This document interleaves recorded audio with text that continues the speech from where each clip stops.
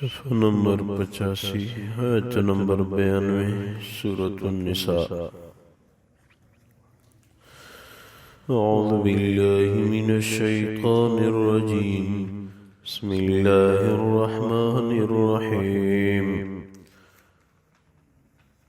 وما كان لمؤمن أن يقتل مؤمنا إلا خطأ، ومن قتل مؤمنا خطأ فتحرير رقبة مؤمنة ودية مسلمة إلى أهله إلا أن يصدقوا إلى آخره۔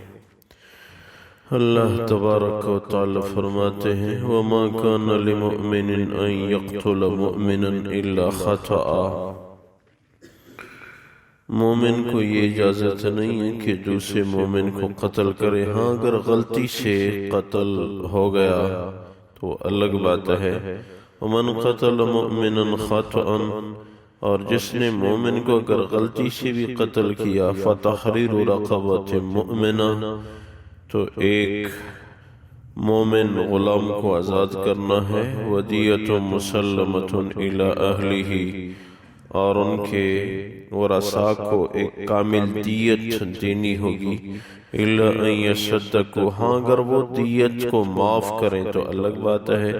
فإن كان من قوم عدو لكم وهو مؤمن، اگر ایسے بندے کو قتل کیا کہ وہ خود تو مومن ہے لیکن اس کا خاندان دشمن کے قوم سے ہے یعنی کافر ہے، فتحریر رقبۃ مؤمنہ، تو پھر ایک غلام جو مومن ہو اس کو آزاد کرنا ہے اور دیت نہیں ہے۔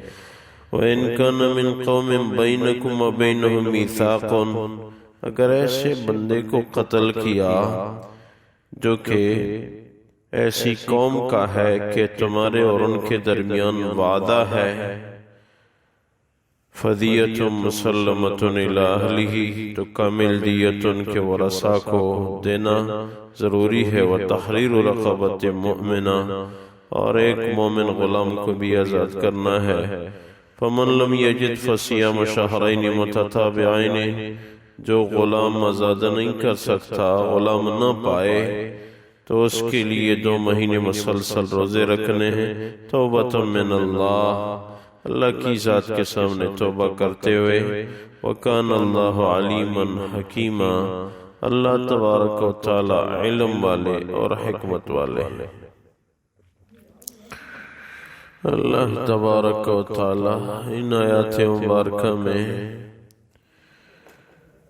قتل کے احکام ذکر کر رہے ہیں کہ قصداً تو مومن کا قتل بالکل ہے ہی نہیں، اگر غلطی سے مومن کو مومن نے قتل کیا تو ایک غلام آزاد کرنا ہے اور ان کے ورثاء کو کامل دیت دینی ہے۔ اگر وہ دیت معاف کریں ورثاء تو الگ بات ہے، اور اگر ایسا آدمی قتل کیا کہ وہ خود تو مومن تھا لیکن ان کے ورثاء اور قبیلہ غیر مسلم تھے، تو پھر بھی دیت نہ دو، صرف ایک مومن غلام آزاد کرو۔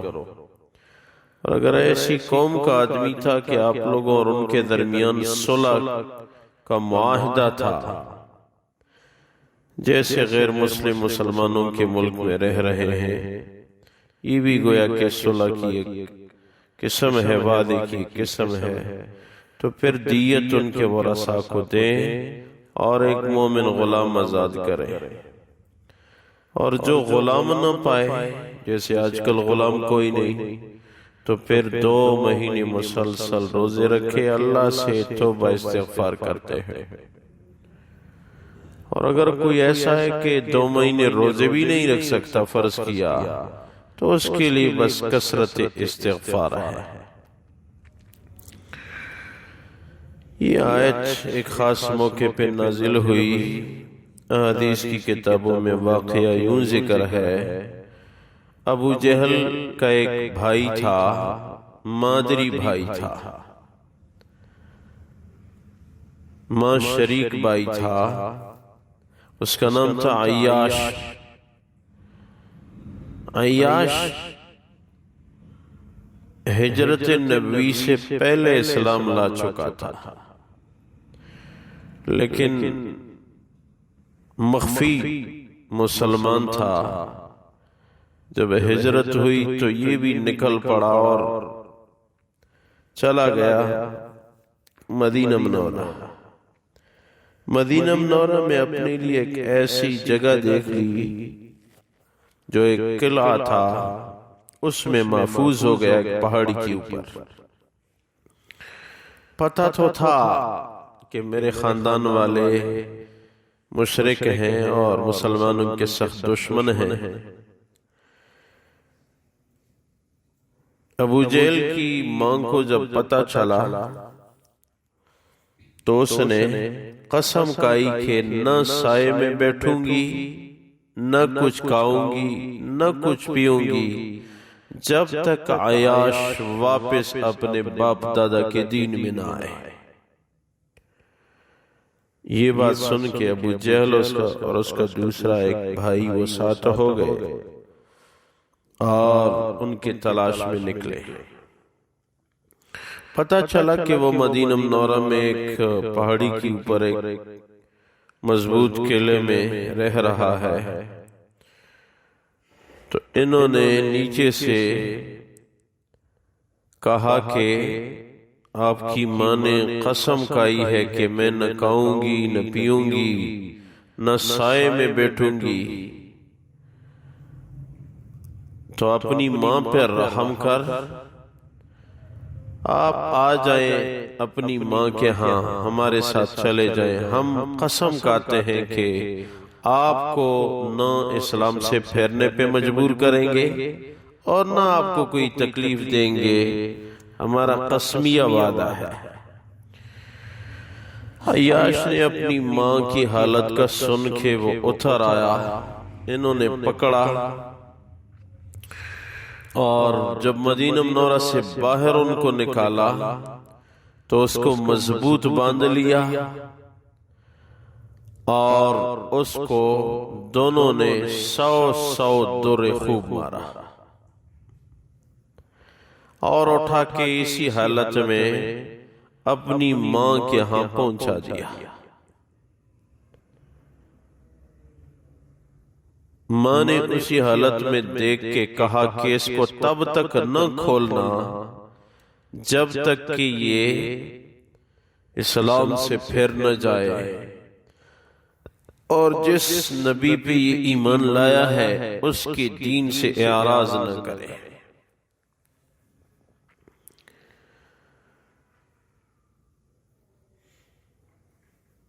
تو ان کو دھوپ میں اسی طرح ہی رکھا، زخمی حالت میں باندھے ہوئے.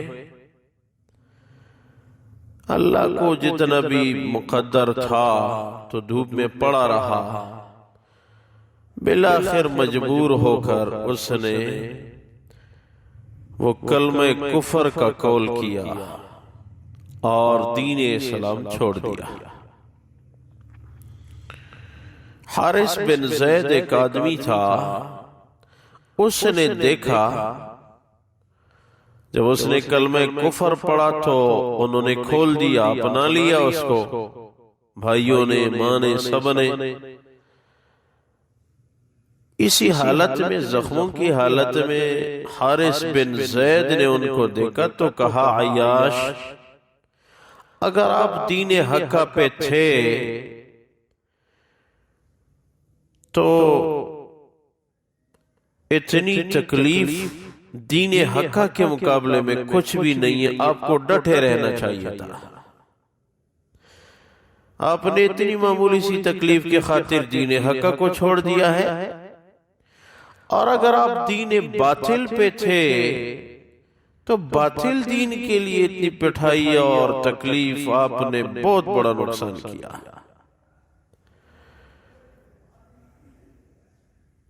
لہذا آپ کے دونوں پہلو باطل ہیں. تو عیاش غصے ہوا اور کہا یاد رکھنا حارث بن زید، اگر کہیں آپ میرے گرفت میں آ گئے تو قسم ہے کہ آپ کو قتل کیے بغیر نہیں چھوڑوں گا. کہیں آپ مجھے علیحدہ مل گئے، مجھے قسم ہے کہ آپ کو علیحدہ پا کے قتل ضرور کروں گا۔ یہ بات اس نے اپنے دل میں نوٹ کی۔ تھوڑی دیر بعد اللہ کی شان عیاش نے موقع پا کے پھر مسلمان ہو گیا۔ حارث بن زید کی بات نے ان کو ابھارا تھا۔ دراصل اگر آپ کا دین حق تھا تو اتنی مشقت کی خاطر دین حقا کو کیوں چھوڑا ہے؟ اگر آپ کا دین باطل تھا تو باطل دین کے لیے اتنی مشقت برداشت کرنا یہ تو فضول ہے۔ اس بات نے ان کو متاثر کیا اور کچھ عرصہ بعد اس نے موقع پا کے پھر مسلمان ہو گیا اور بھاگ نکلا مدینہ منورہ اور وہاں پناہ لی۔